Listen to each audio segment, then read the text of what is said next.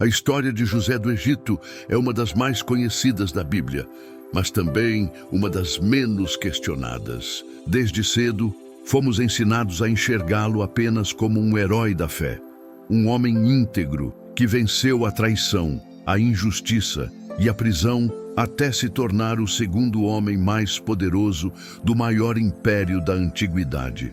Mas e se essa não for toda a verdade?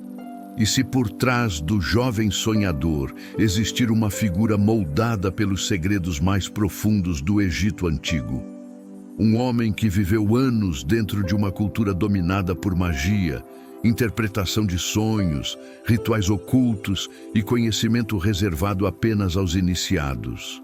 O texto bíblico afirma que José interpretava sonhos por revelação divina, mas nunca explica como alguém exposto por tanto tempo à elite egípcia permaneceu intocado por seus ensinamentos secretos. Teria José aprendido mais do que a Bíblia revela? Teria ele absorvido conhecimentos proibidos enquanto governava ao lado do faraó? Por que a Bíblia silencia sobre esse período crucial de sua vida? Se você gosta de conteúdos que questionam versões simplificadas da história bíblica e exploram o que ficou nas sombras do texto sagrado, deixe o like agora. Inscreva-se no canal e prepare-se, porque o que você vai ouvir a seguir pode mudar completamente a forma como você enxerga José do Egito. José surge no livro de Gênesis como um jovem diferente. Desde cedo, ele afirma ter sonhos que o colocam acima de sua própria família. Não são sonhos comuns, são visões simbólicas de poder, autoridade e submissão, algo extremamente perigoso em um contexto familiar patriarcal. O texto bíblico diz que esses sonhos vinham de Deus, mas não explica por que Deus escolheria se comunicar com um adolescente de forma tão direta e simbólica.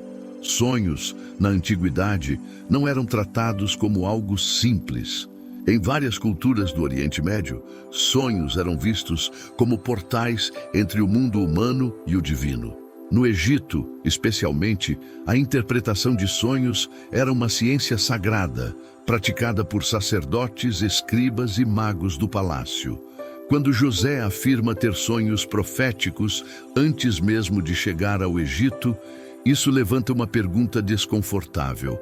Ele já possuía uma sensibilidade espiritual incomum ou estava sendo preparado para algo muito maior?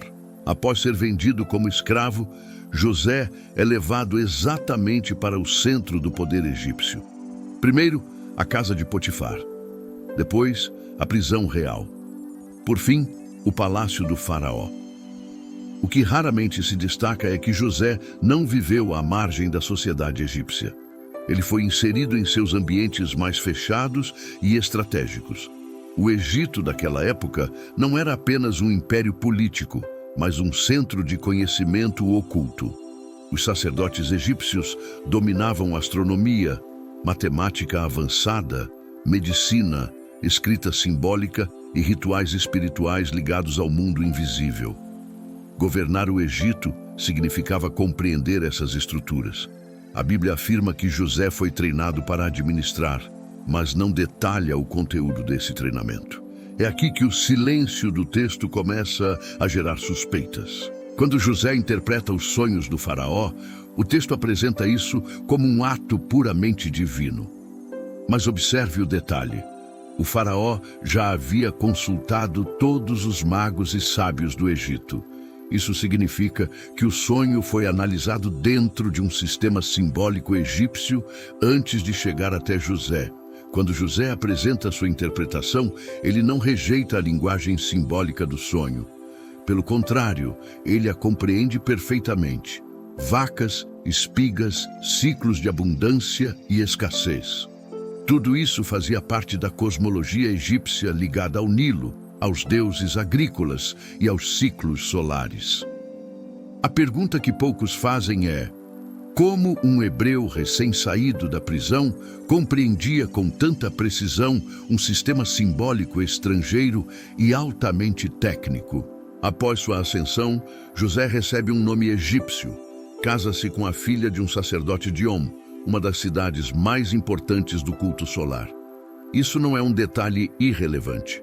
Om era um centro religioso ligado a Ra, o deus Sol. Ao se casar com alguém dessa linhagem, José se conecta diretamente à elite espiritual do Egito. A Bíblia não registra qualquer conflito interno, resistência ou rejeição explícita de José a esse ambiente. Pelo contrário, ele prospera, ele governa, ele centraliza alimentos, controla populações inteiras e estabelece um sistema econômico que transforma o povo egípcio em servos do faraó. Sim, esse é um ponto raramente discutido. José cria um modelo em que a população perde suas terras e passa a depender diretamente do Estado. Isso levanta uma questão perturbadora. O herói bíblico foi também o arquiteto de um sistema de controle absoluto? O texto bíblico afirma que tudo isso foi parte do plano divino para preservar vidas durante a fome. Mas será que essa é a única leitura possível? No Egito, o controle do alimento sempre foi uma ferramenta de poder. Armazenar grãos significava controlar o futuro. José não apenas salvou vidas, ele consolidou um modelo de dominação econômica sem precedentes. E o mais intrigante, o povo aceita isso sem resistência. Seria José apenas um servo obediente de Deus ou alguém que compreendeu profundamente como funcionava o poder egípcio e decidiu utilizá-lo? Outro ponto que desperta questionamentos é a forma como José lida com seus próprios irmãos. Ele os testa, mente, manipula situações e cria cenários emocionais extremos antes de se revelar. Isso não é ingenuidade, é estratégia psicológica.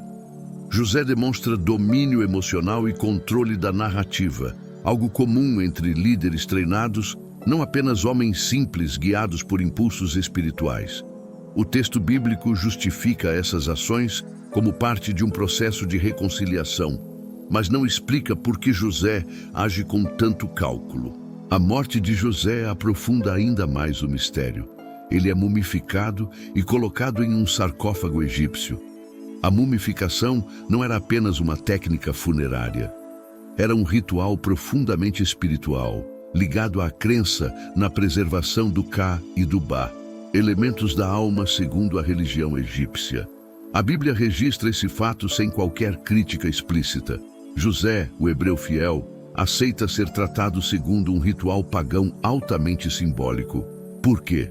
Se ele rejeitava a cosmovisão egípcia, por que permitir que seu corpo passasse por esse processo? Séculos depois, seus ossos são carregados pelo deserto até Canaã.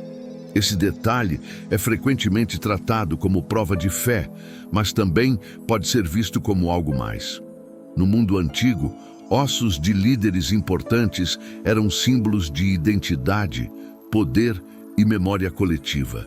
Transportar os ossos de José não era apenas cumprir um pedido pessoal, mas manter viva uma ligação simbólica com aquele que havia governado o Egito.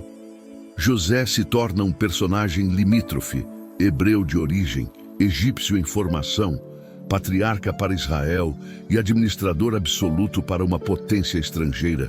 A Bíblia apresenta José como um modelo de fidelidade, mas deixa lacunas demais.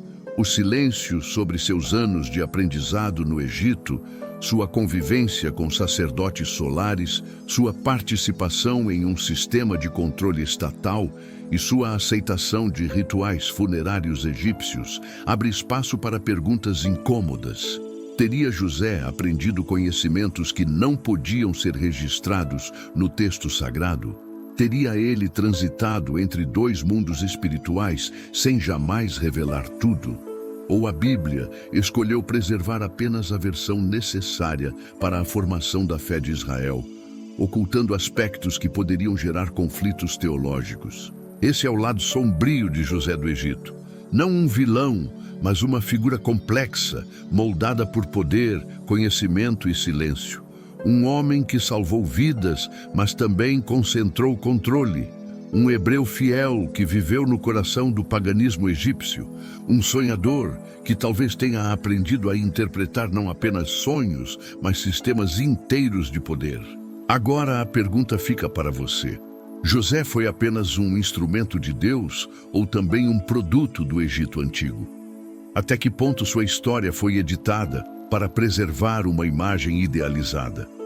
Escreva nos comentários o que você pensa sobre o lado obscuro de José do Egito, porque é nos questionamentos que as verdades mais profundas costumam surgir. Se esse conteúdo te fez pensar, compartilhe, deixe seu like e continue conosco aqui no canal O Último Véu, onde nada fica sem ser questionado.